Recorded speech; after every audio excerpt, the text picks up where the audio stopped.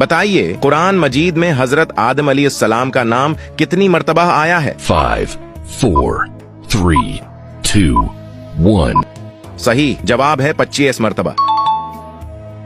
कुरान पाक में सबसे ज्यादा किस चीज के बारे में जिक्र आया है? 5, 4, 3, 2, 1. सही जवाब है तौहीद के बारे में।